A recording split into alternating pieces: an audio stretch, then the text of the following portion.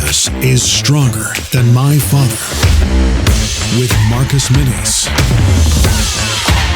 Welcome to another episode of Stronger Than My Father podcast. I am your host, Marcus Minis Sr.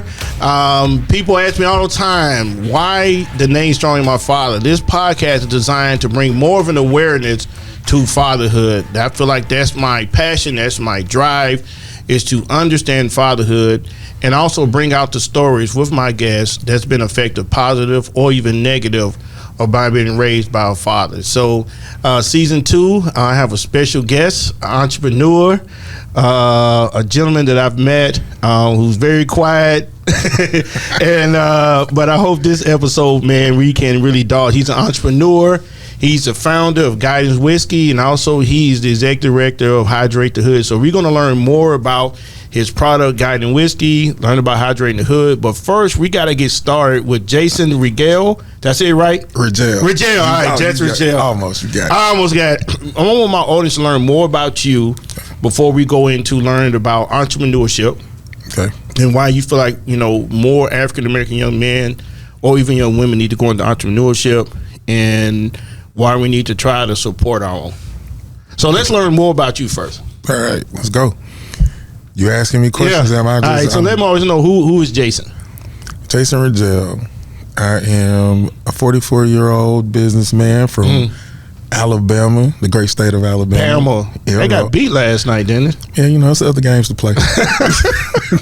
It's other games to play every year. I'm a father. I'm a Tennessee State graduate. Me too. Yeah. Go Big Blue. Go Big Blue. Got you. And most of all, I'm happy to be here, and I'm glad that you have set up this platform for us to talk and to get to know each other better and to help other people learn about being fathers and the effect of such. All right, cool. So let's go into fatherhood. You're a father. I'm a father. Yeah. Over the years, what have you learned? Now, let me ask you this. Did you have your father in your life in any form of capacity? So, father figures, yes. My biological father passed away when I was 6 years old. Okay. And my mom remarried again when I was 12. Okay. And or 13. And my stepfather passed away 6 years ago. Okay. So from 13 up until 6 years ago, I did, before that, growing up, it was my grandparents. Okay. And guys in the community that loved my family and loved us and poured into me. They gave you feel like they gave you that fatherhood. Yeah. There's some tips on fatherhood, because I don't think we'll ever know everything about fatherhood. Yeah. I just don't think so. I think you learn every day. And before our pre-interview, you was telling me sometimes you got to pivot. Oh yeah, from from the old school to new school, which is still a struggle for me, because I feel like I only can do and teach what I know. And so my father taught me, hey, you go outside in that cold, you go out there in that cold. Yeah. Well, you know, I don't understand the age from when I was a kid, you know, 40 years ago to where my son is at now. I don't understand it. Global warming. Look, you can't go out in that same you know, as men, we have to teach our kids, especially boys, to be tough. Okay. So how do we tough teach? Or strong? Which one? I don't see no difference. Really? They tough, and if they tough, they gonna be strong. You think so? I believe so. I know a lot of people that are tough, but they're tough when it comes to interactions with other people. Like, I can be tough to you. Yeah. But strong is paying your tithes. Strong is paying your taxes. Strong, you see what I'm saying, is getting up and going to work when you don't want to. That's very different to me. Tough. I'm tough, man. Look. The way I train my two boys is they see my work ethics. They see how I grind and go. And they may not do the same things I do. All right, I didn't do everything pinpoint from what my father did, but I tried to use most of the blueprint of what he did to train me as a man. So when you're training your son, which way are you training? Are you training him to be strong? Or you training him to be smart? Which way are you training your son down? I train them on all things. Okay. So really, and then you got to think. So my boys are 21 and 18. I had them in I had them in college and at the end of college. So you got to think of and when I was there, this entrepreneur life wasn't there. Yeah. I was day job. I went to work for an accounting firm, then I worked for the state. So they've gotten to grow up with me. Mm-hmm. So everything that I was teaching them then, basically they get to learn as I learn. Okay. You see what I mean? So when I switch and shift, they didn't know about investing. Okay. They didn't know about real estate. They didn't know about those things because I didn't know about it. Mm-hmm. So as I start to know about it, now I teach them and they know about it. So it ain't necessarily the foundations of strength. Mm-hmm. Honesty, integrity, hard work is there, but it might look different in different phases of life. Well, that's an issue that I'm still struggling with because, you know, me on this journey, and I'm writing a book called Strong My Father, My Journey to Understand Fatherhood. It's still a journey for me to understand what a dad's supposed to do. What is the proper way to raise a son? You supposed to raise them just this way? Or, because, you know, back in the day, it was like you send everybody to college. Yeah. Back in the 90s or 2000s, you didn't talk about trade schools. You didn't talk about being an entrepreneur. You said you got to go to college. Yep.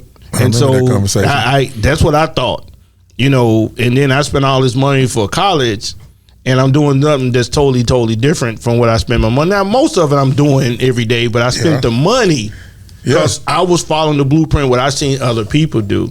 But my father never went to college. He's an entrepreneur now because he owns his own lawn service business. And that's what he does every day, and he's happy about it. But did he tell you had to go to college?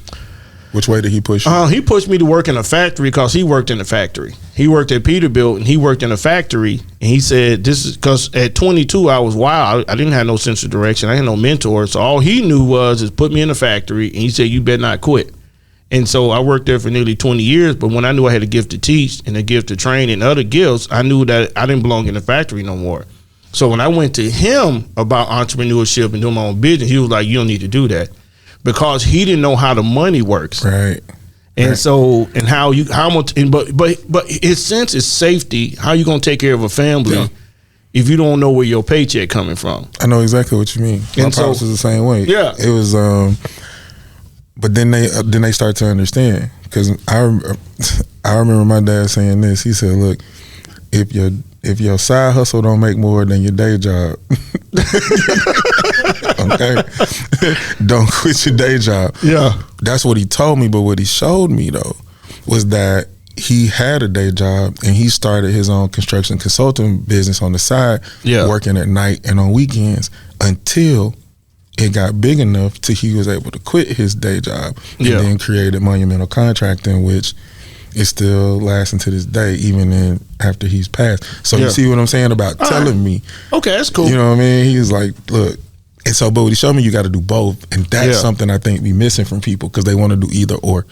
That's some wisdom right there. Because with me is that, you know, my dad finally understood when he seen, I said, I'm going to start a school program. I had no experience. I was like, I'm just going to do it.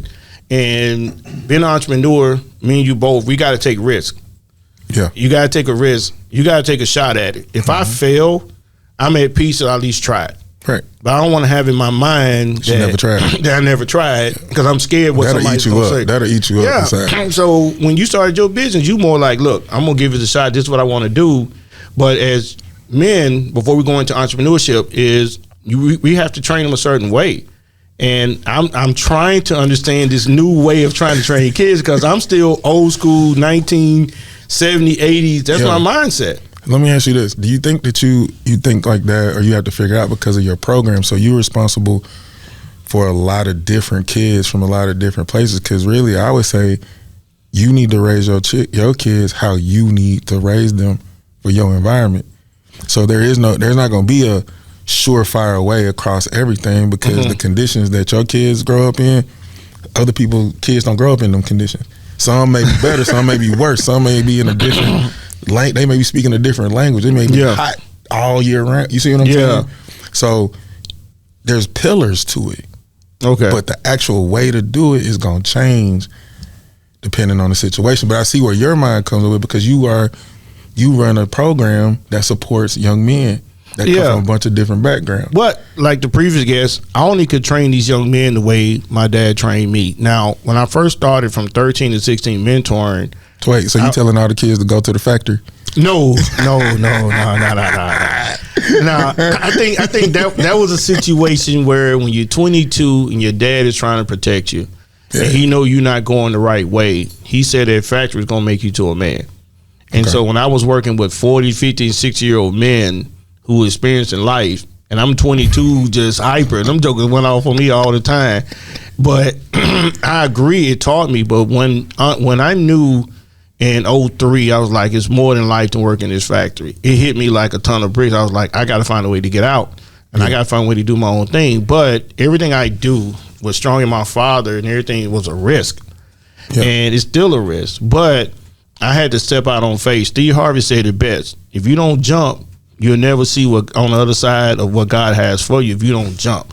Yeah. And I think just us as black men and what we facing out here in this world, and people tell me all the time, I just try not to think about it. I don't think about the police brutality. I don't think about all these things that we got to face in this world. All I know to do is wake up and just try to go and do the best I can to protect my two boys, because they're going to see stuff in the schools. My oldest son said, Daddy, they cussing at school. Well, I don't cuss at home, but he said, Daddy, they cussing at school. Mm-hmm. I was like, well, you don't get caught cussing, you know. But he see other kids cussing at school now. He's seeing things, my 14-year-old seeing things that he never seen at home. So as a dad, how do I protect him from those things? From teaching him this new way you guys are trying to tell me, because I'm going old school. Like, you just better not do it. You kind of going old school, because even what you say, you ain't tell him not to cuss, you tell him not to get caught. I said you better not. You don't need to cuss. I said you don't hear it at home. You don't need to be not cussing at school. But you teaching them the game. You don't even know it, man. Well, I don't know what game I'm teaching. I'm just saying you just better not do it. But you know, because my youngest came home one day. He said something derogatory. I was playing Madden. And he said something derogatory, and I paused the game, and I said, "What did you say?" Mm-hmm. And he said it again, and I went upside him. I went at him hard. Okay. And I said, "You better not say that again in this house." Did you ask him where he heard it or where he got it from? No, I never asked him that. I just said, "You better not say it." No questions. The same words my mom said is, "You better not say this in this house again." That's old school. All right. He ain't never done that no more. Around you. He better not. I swear to God, I better not get a text from a teacher saying that he did. Well, you told him not to get caught, so he probably told him with his friend. He gonna do it around everybody else, but not me. You teaching him. You learn. He better not slip. I got some friends that like they had. He better not slip, Jason. I swear he better not. Calm down. I'm good, man. I'm gonna go get him now. I'm playing games. I'm gonna go get him right now. And that's our parents like. I'm gonna go get him right, but that's how I was raised, man. I don't know what else to do. You do, because you threaten his life, man. I just come at him, man. I don't know what to do. Let me show you some wisdom, man. My friends, they had their kids. They had 2-3-year-olds, and they built this pit in the middle of their living room with fences in it, right, to keep them inside. Yeah. Do you know what their kids spend most of the day trying to do? Get out that fence. Get out. I said, y'all are creating cat burglars. Dang. I ain't never heard it that way. Because that's what they do. And the kids, that's all, they stack stuff up and figure out how to get, that's all they do. So you putting them obstacles, man. Yeah. Ask your kid where he learned it from. I know you don't went off, but you can always go back and just be like, hey, man, where did you hear that? Yeah. Where did that come from? Because some of these things, if you want to mitigate it, you got to know where it's coming from. There might be some people, some grown-ups that are talking around him that you can have a conversation with. Because I've had that with my kids, because I got 21, 18, and then I got 3. So everybody in my house is grown. Everybody that come around my house is grown. Okay. She ain't grown, though. Yeah. So you know what I mean? So it's a natural way that we just are, that she is watching everything. Yeah. So I have to talk to grown-ups. I know you're a grown-up, but around here, just be careful because she watching. Yeah. And she looking. Yeah. So, I like I said, being a dad is not an easy job. I know being a mom, single mom, that's not easy. I already know that. I just know for being a married mom ain't easy. Being any kind of mom or father, the word easy. Yeah. Has anybody ever used that in parenting? No. My parents been married 52 years, and they will tell you that it's been hard for 52 years, but they found a way to make it. Yeah. And so, but for me as a dad trying to train 2 boys, got to deal with this world. I got 4 more years, and my oldest got to get ready for this world. And I'm trying to figure out how much longer can I protect them from this big bad world. And I don't know. What is that? What does that? Does protect mean shield? isolate from? What does protect mean? I want him to. One thing I want my son to do is feel like he has to be something to be accepted. I don't want him to feel like he got to go out here and do crazy stuff to be accepted. My father told me, son, I need you to be a leader, not a follower. Right. He said, if they can't follow you, you don't need them as a friend. Okay. And I've had that mindset ever since I was 16. So currently at 46, I don't have a lot of friends. I'm cool with it. It don't bother me at all. Because I'm not going to be like you for you to accept me. If you don't like Mark, I don't care. It doesn't bother me. But I want my sons to be sure they understand they don't, because I see a lot of kids following other kids. Yeah. Because they want to be accepted. Yeah. That's why gangs are so big. That's just a normal human thing. So when you teaching them, I like what you had said earlier, that you ain't even know, like when you worked in the factory for 20 years, you realized that wasn't your gift. Mm-hmm. You realized what your gift was, and then you knew you had to jump. Yeah. So that right there, that's something that your father didn't teach you. But two things: realize your gift, identify with your gift. No, I agree with that. And don't be afraid to jump and take risks. No, I think you know what I'm saying? Like that's something that you are teaching your kids without even having to. Well, I think what I did was, you're totally right. Let me agree with that. You're totally right. My father didn't teach me how to jump. My father taught me how to be safe. He taught me how to be safe. Being in a factory is a safe move. You know you're going to get a check every Friday, and you can pay your bills and take care of your family.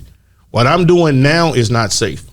It's not safe financially. It's not safe financially. But it's super safe, though. Yeah, but every day I wake up, I feel like I have an opportunity to do goals and dreams that I want to do. So when I look back 7 years, all right, you started after school program, and I see the things that's going on now, I never envisioned none of that. Mm-hmm. When I opened the school with 4 little kids, I didn't envision that. I didn't envision where it would be at now. Right. I was like, all right, I do it and go to the next thing. But now, as us as fathers and being an entrepreneur, I want my sons to see the things I've done. I want them to go farther than me. Now, I'm not going to push college. I'm going to push find your passion, find your dream. Let your passion, your dream make you money.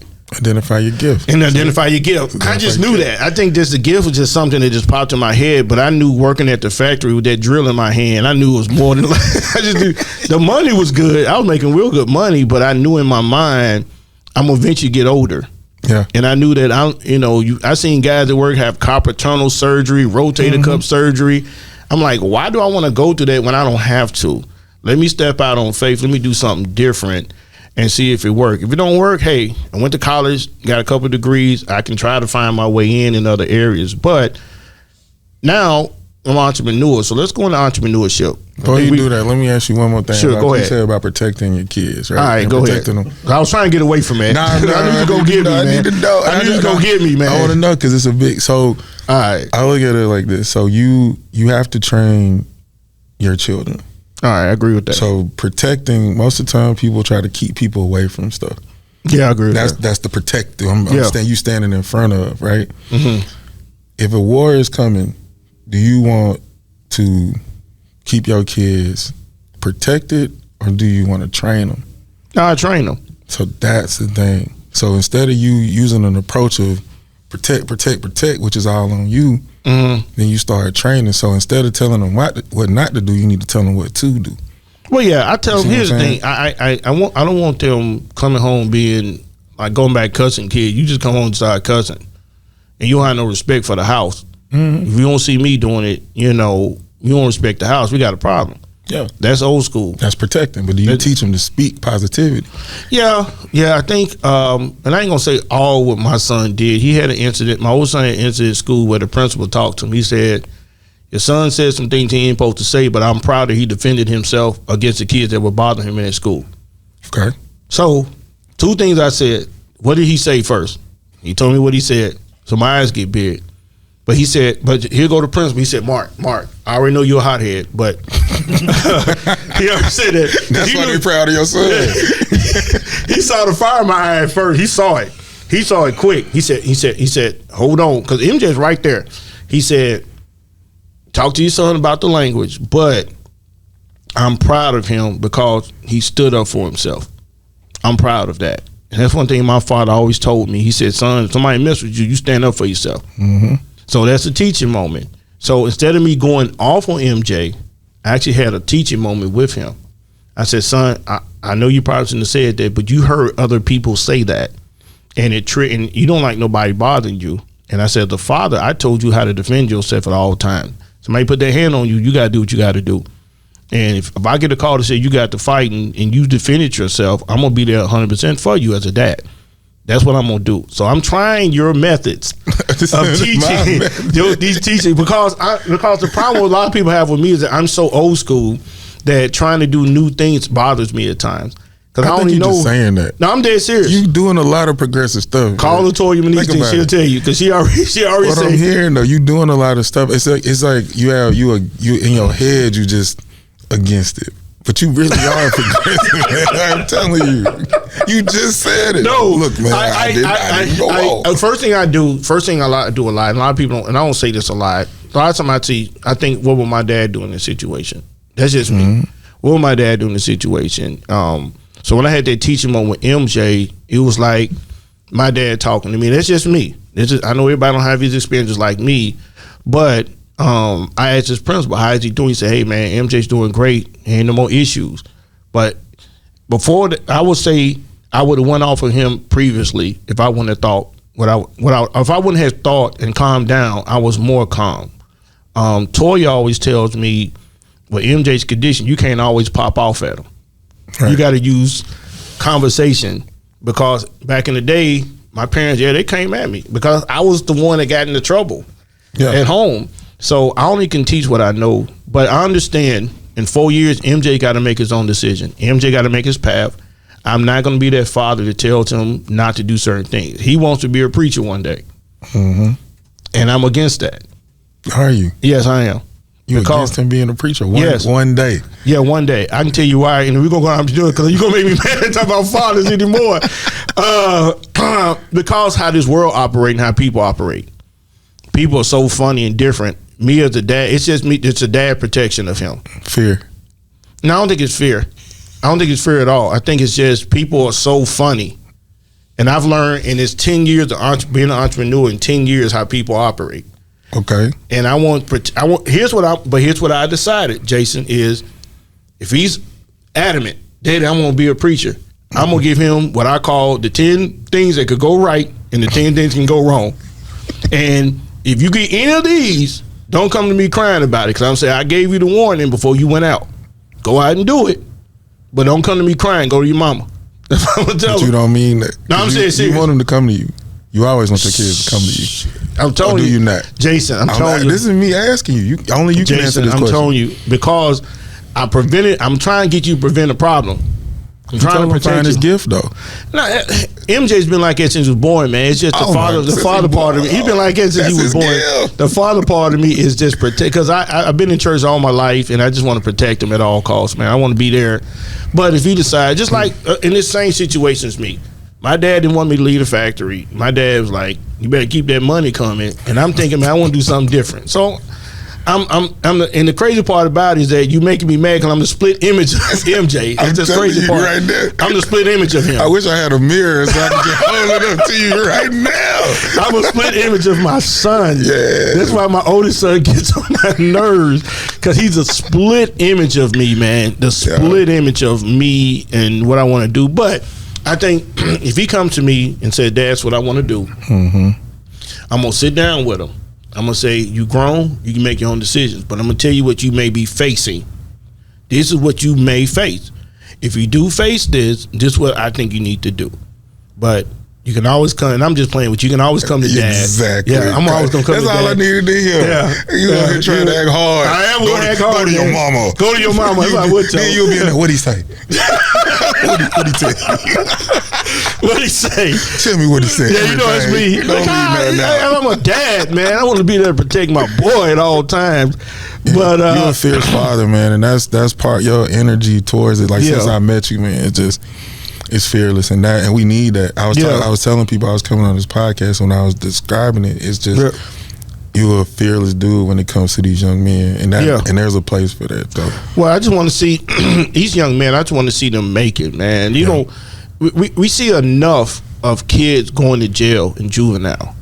37208. Yeah, 37208. Everybody say that, but why not? My goal in my mentoring program is to give you a different mindset. I can't replace the dad. Told him up front. But I'm gonna try to give you a different mindset to say, hey, won't you try this way and see where this way leads you? Because we all know the bad stuff gonna lead you to juvie. All right, if you already know that's bad, or worse. Let me try to show you something that could be good, and you could meet people like you and people who are entrepreneurships, people who could say, hey, brother, you can be this and that. And you don't have to be what you think you need to see on Instagram or TikTok. Right. You don't have to be that. You can be a clean-cut young man and still be a productive citizen. You don't have to look crazy. You don't have to look this way or that way to feel like a man. Because my thing is that I think if most men doesn't have a great role model, they're going to go find who could their role model be. Yep. They're going to identify with something. They're going to identify with something. So my thing is like, I'm going to identify you with, clean cut. Cause like my dad, I go back to this again. My dad was very strict on haircuts, appearances, and he said, "Man don't need no earring, son." I wanted one. I used to see, Kevin Garnett back then. He's had them big time, and he was like, "Son, man don't need no earring in his ear." And so finally, after I kept getting on his nerve, he came with the threat. So he said, "You come on with an earring, you won't be there the next day." Yep. So you got to make a life choice decision on what you're going to do. So I think just as fatherhood, as manhood, it's just. I was raised that same way about and every kid in my house got an earring now. What? So sons and daughters. Yeah. My dad is still old school. He got that old school mentality of don't you do certain things. But I think for me now as a man, I want to be sure that I can give him and I think through our conversation with others, even my dad came to me. Me and my barber fussed the other week. Every week we fuss. You fussing with everybody. Yeah, I do. He said, my dad, when he told me 2 weeks ago, he said, "Son, you can't raise your son the way I raised you." And I felt like I was lost when he said that. I felt like I was lost as a man because I'm like, for all these years, that's what I thought. I'm supposed to raise them just like you raised me, but now talking to you and other people like, hey, sometimes you got to pivot. Sometimes you got to change something. And he understood that. And when you started, you asked about parenting, fatherhood, growing up. And I want to ask you this. I don't know if our parents were concerned with parenting. They were raising us. Mm-hmm. You see what I'm saying? It's very, to me, like, it wasn't a lot of forward thinking to the future careers and things like that. It was more so like they raising you. They making sure that you eating, that you got clothes, that you, that type of. That's what my dad was. It was very responsible. It was very responsibility. Like my mom working the jobs that she worked to provide of us. I don't know if she was thinking about my inner peace as a child. Yeah, you know what I'm saying. The environment. She trying to keep the lights on. So we have a luxury in this time because of them to actually be able to formulate thoughts towards our kids' future, and I don't think we should waste that. Because our parents had to bust their ass just for us to sit up and, for us to, let's take this trip with the kids and let's put them in this and let's put them in that. So you're right, man. I had to give you a kudos. You're totally right. I would debate you on a few things, but I know we're going to go to entrepreneurship, but we can fuss after this. Yeah, we'll fuss after this. But I think that my father did what he had to do for us to make it survive. He taught us the skills we need to know to survive in this world. I think my dad said you took too much. The only thing he told me, he said you took some of the things I taught you too seriously. He told me that. Like standing outside in the cold. Yeah, I make sure the boy go out in that cold, man. Put a coat on and shut up and go on out there. Like MJ, take trash. It's cold out there. So what? It's cold. Go take the trash out. Instead of saying, doing sitting down? I'll be sitting there looking at him. I'll be right in the garage looking at him. You better take that trash out. Because that's how I feel like I got to raise him. I know you do. I feel like that's how I got to raise him, man. You got to be tough, man. It's world hard out here, man. And so trash is tough. Trash is tough. It don't want no house stinking. You got to go out there and take trash out. Because he'll just throw it in the garage and then shut the door. Why not open the garage door and go put in the trash can? Yeah. And Toy that's like, some work ethic too. It's cold outside. Wait till in the morning. Just take the trash out. So that's me. And that's how I just feel like I need to raise. But let's pivot to entrepreneurship, man. Man, let's go to entrepreneurship. Let's go. All right. You started a whiskey brand. I did. Called Guidance Whiskey. That's right. Tell our audience, why did you decide to start your own whiskey brand. I can't say wine. We'll say whiskey brand. Yeah. You know what's funny? Like, so we'll be 5 years old this year. Okay. And when people asked me that question 4 years ago, I had this real, you know what I mean? It's a deep answer. It was a void and all that. Today, sitting here at almost 5 years in the business, I did it because I could. Okay. You know what I mean? And that's a lot of things that, from a business wise, or things that we creating, is because we can. Mm-hmm. And I wanted to see something, and I did the work, which took a long time. Yeah, it's gonna take which took a long time to actually see it come to fruition. And now that's what I teach other entrepreneurs. How do you compete with the other markets of other whiskey? I can't quit saying wine, whiskey brands. How do you compete with some of the top brands out here? I make them my friends. That's cool. I was expecting that answer. That's what I do. Like, yeah, that's man. Cool. Yeah, guidance is infinite wisdom that enables excellence, and it means that you can learn from the past, but you can learn just as much from the person sitting next to you. Well, that's cool. And what would you tell my audience the difference? Like, if they ask you, okay, what's the difference between the whiskey you have versus what's an old one like Jack Daniel? That's an old brand. So, like, what's the difference between yours and other brands that's out here? Yeah, so if you're looking at a flavor profile from that instance, we're 80 proof, full flavor. We're one of the smoothest whiskeys on the market. Okay. We're more of an introductory. So we want to bring people to the market. So this is a great place to start. Like, I know you say you don't drink. Yeah. Alcohol tastes nasty to you. If you ever did, this would be a great place for you to start because it's only aged 2 years. It's a young whiskey, and it won't burn a hole in your throat, which a lot of times, that's how I started. The first whiskey I ever drank was 101 proof Wild Turkey. Are you trying to tell your throat clean? Look, I grew up in the country. My uncle was drinking. I was begging him like, hey, let me taste like on. He's like, here you go. And there it went. Yeah. And I was like, nah. So from that profile, from a flavor profile, that is one of the things that make us really unique. But then from a brand, we are Black owned. We one of Nashville's first. And we work with a lot of different people. We do a lot of collabs, from art to music to writing. We work on short films, and we're a lifestyle brand. Well, one thing I can tell you, when we had our meeting last time, the place we met at, I was really blown away how your marketing skills were. The things you was really detailed on your commercials and everything you wanted.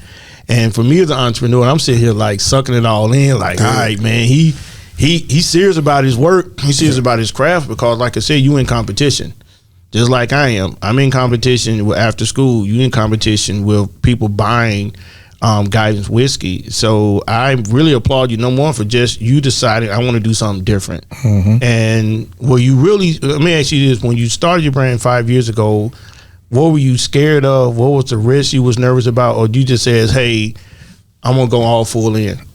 Yeah, so I thought it was going to be easy.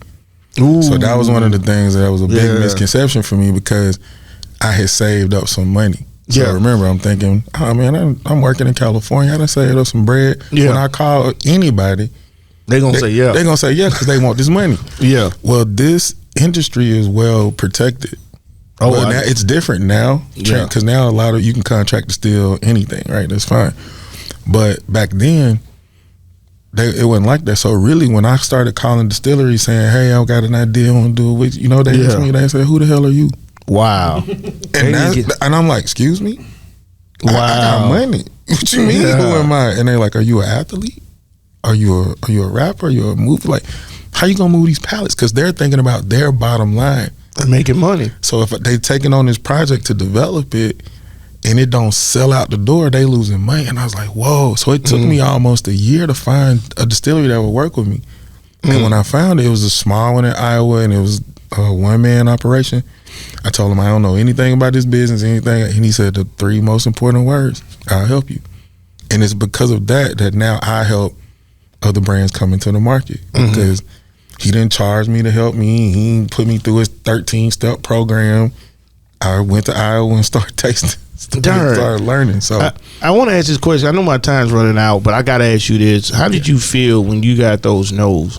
And when you got those no's, how did you feel? How did you continue to keep grinding and continue to move forward when you got those no's? Yeah, that's good. Because I was in sales anyway. Yeah. So for my day job at the time, so doing the nose in the beginning was like, yeah, okay, whatever. Yeah. But when 3 months of nose, 6 months of nose, 7 months of nose, that's tough, man. That started to weigh on me. But I had a friend that went to Tennessee State. Her name is Stacy Thomas, and she was a wine broker. Okay. We would talk. So that's important to have your friends, right? Yeah, that's true. She was the one that kept, not only encouraging me, but actually trying to help me find other places. Yeah. So when you help, there's support and there's help. Yeah. You know what I'm saying? I always use the analogy. If I'm trying to hang up a TV by myself and you sitting there saying, man, I support you. You better hold me on my TV. You better get up and help me. Yeah. So she was telling me it's going to work out because she had been in the industry for a long time. Yeah. But then she actually helped me. And so that distillery I found, she the one that helped me do it. Well, man, I think that most entrepreneurs, you know, when someone tell you no, man, you got to still keep going. How many people told me no, they're not going to give me a donation? And I've asked. How many people I've had lunch with, never talked. I've emailed, hey, let's grab again. They never respond back to me. Until, right? Because some people that told you no, and have you had this happen that a year later, 2 years later, the things align, and now... Yeah, because I've had that happen. Here's the thing that I got to work on. I know it's coming. I do this last time work on is that I'll get hot if you ignore me, man. I'm gonna go off, and if you call me a year later, I don't want to talk to you. Exactly. But I understand. I had to understand in this business that sometime it's going to happen, and sometimes you're gonna have people tell you no, but they're like, hey, man, I saw your card and I thought about you. Timing, right? Yeah, I agree with that, man. And that's things that I have to work on with myself. I have to be able to work on because I take everything I do serious. And because I feel like I'm on borrowed time. I don't want to die soon, but I just feel like I'm on borrowed time and I got to get everything I want to do out of me before I leave this earth because I want to keep working, I want to keep trying to push. Don't miss the living, though. That's hard, man. Somebody, you know what my barber told me yesterday? He said, why don't you live in the moments? Yeah. And I said, I don't know how to live in no moment, man. I just got to keep going. I don't think about moments. I feel like the day I sit back and say, I feel like I made it, it's the day I feel like I'm not going to make it again. But why do you feel like that? I don't know. Who told you that? No one told me that. Okay. I just tell you, I'm being honest with you now. That means you told you that. So tell yourself something different. Tell yourself something different, man. Oh crap! I gotta get you off this podcast, dude. You gonna make me get upset, dude. I gotta get you off. You ain't coming on no more. I'm gonna be back tomorrow in the parking lot. But I went through that. I went through that with this, with the liquor, man. Yeah. It was 23-hour days. And to the point where I didn't even realize, like, wait a minute, I'm part of the freshman class of people that have ever done this in this country. I didn't even think about that. Because I was putting in, I gotta go. And I'm like, wait a minute, I got a whiskey company. Yeah, you got a whiskey company. Man, I better start enjoying this because the people who came before me, that's all them people, that's what they was doing. Yeah. So the minute I did that, that's when you saw the clothes start coming out, the barbecues and stuff. Like, I seen you on social media, man. And now we live in it. And that makes it easier. Here's what I say. And briefly, I got to talk about Hydrate the Hood before we close, is I'm going to try to learn how to enjoy some moments. I'm going to try. Good. I just don't know how. But your sons need to see that. Oh, man, you got to keep bringing my boys. Bring it back. Stronger than our fathers. How they going to be stronger than they got to see it. I think my boys see, because Jordan will say, hey, Daddy, we doing podcasting today. And he said, I want to be on the podcast with my oldest son. Daddy, you doing podcasting today. So they know I'm doing something positive. Is the things that I just don't want them to do everything I do, man. I want them to do the total opposite of what your dad's doing, man. Don't do everything do something else, man. Be a computer tech. If my son said, no, I don't want to be no preacher, man. I gotta protect you, man. That's a whole nother story. As we end, man, give me just a few minutes about Hydrate the Hood. Why did you start it, and what are you doing to impact communities? Okay, so Hydrate the Hood is our nonprofit, hydratethehood.org, and this cup here is a pH 9 generator. It alkalizes water without a filter. Okay. So you can take water, put it in it, shake it up, and it alkalizes it, which is very healthy for basically getting all the toxins and stuff out of your body. Okay. My son's mom had stage 3 lymphoma. She's a cancer survivor. So when that happened, our alkaline diet changed our whole family got into it. The people who gave me that technology are from Sweden. I was doing work in Africa. mission work in Africa, they saw that and got in contact and said, hey, look, we want to give you this technology, but we want you to continue. All we want you to do is keep doing what you've been doing. And I was like, wow. Okay, so we created a nonprofit around that. So the cups are for sale on Amazon. They $40. We give them away to the people who don't understand it or know about it. Wow. Right? So we go into the hood, which is not the gangster hood, it's the neighborhood. That's exactly what it is. But the thing that helps us affect the change the most is we go in and we identify the leaders in that community. We partner with them. Okay. And we help them distribute the cups throughout the neighborhood. Well, man. Schools. We've been in 5 different states, Flint, Boston. We work with a few NFL teams. But the biggest thing is kind of touches what you do is we're there. Yeah. That's the magic power of all of it. Yeah. Is they see you, they see us, and we go back and we go back and we go back. Well, I applaud you, man. Anybody who does anything with entrepreneurship, nonprofit to help save people's lives and change people, man, I applaud you. So buy his cup. Buy a cup. I need to buy one today. Then if I see it on live, I got to buy a cup today. HydrateTheHood.org. HydrateTheHood.org. So, where can people find your By Guidance whiskey? Yep. Please tell my audience where they can buy it. So hopefully they support them. Let's support. Help. Got these kids. GuidanceWhiskey.com. And we're Guidance Whiskey on every social media outlet that you can find. Okay. And even if you don't drink whiskey or drink at all, we have comedy shows, we have DJ shows, live music. We do Spirit of Country where we put minority country singers on the stage. Like, we do a lot of things around it. So, well, man, you gotta put our podcast on stage so we can go at each other again. We're gonna fuss in the parking lot. Yeah, we're gonna fuss in the parking lot. Hey, man, thank you so much for coming on, man. I appreciate it. I appreciate you for having me. Thank you so much for all your support. Hey, if you didn't, thanks for coming on. If you enjoyed this podcast, please listen to this podcast and other episodes by visiting our website. It's StrongerThanMyFather.com/podcast, where you can listen to this podcast and other podcasts as well. Also, if you like our podcast on YouTube, please subscribe to the subscribe button. Help us get the word out that we are fighting for fatherhood and bringing more awareness to fatherhood. As I always appreciate our producers, our production team. Thanks for everybody for making this another great podcast. God bless you. See you on another episode of Strong in My Father podcast.